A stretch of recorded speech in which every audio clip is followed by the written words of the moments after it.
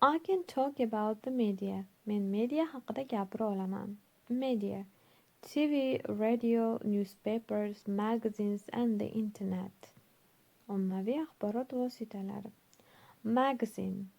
Something you can buy every week or month, often without stories and colored photos.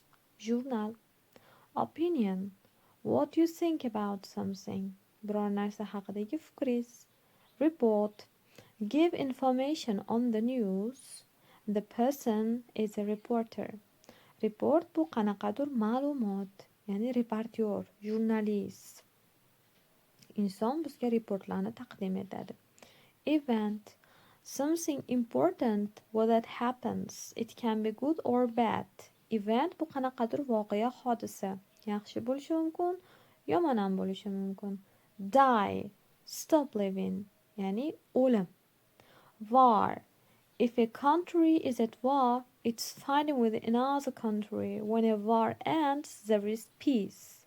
War bu urush, uni teskarisi bo'lsa peace, ya'ni tinchlik hisoblanadi. Disaster. Something very bad that happens often when a lot of people die. Disaster bu qanaqadir halokat, ko'ngilsiz voqea. Celebrity. Plural celebrities. Famous person, usually from TV, a film or sport. Demek mashhur inson. Advertisement, also advert. Text, picture or short film which tries to tell you something. Ya'ni reklama hisoblanadi. Sizga sotishga, shu narsani olishga majbur qiladi. Media haqidagi questionnaireni bajarishdan oldin biz glossary'dagi so'zlarni ko'rib chiqamiz. Newspaper bu gazeta. Paper desak ham bo'ladi. Find out. Get information of facts. Ma'lumotlarni yoki faktlarni o'rganish. Happen. Take place. Ya'ni sodir bo'lishi. Article bu article ya'ni maqola. On TV, on the radio. Televizorda yoki radioda. Lekin gazetada demoqchi bo'lsangiz in the paper bo'ladi. The news. Bu yangiliklar. Soap. A story on TV.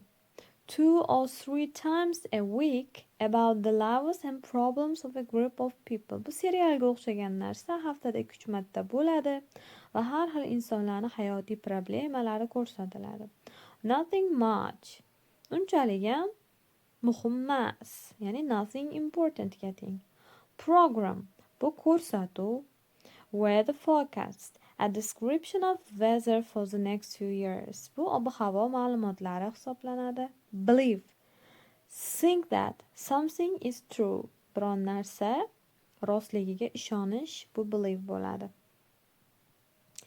All, hamma degani, ya'ni 100% nazarda tutiladi.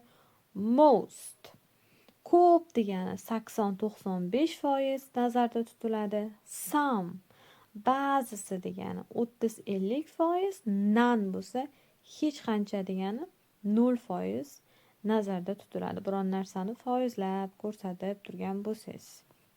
Spotlightga ham e'tibor qaratib ketamiz. Watch, see, listen, hear ni farqlari bor.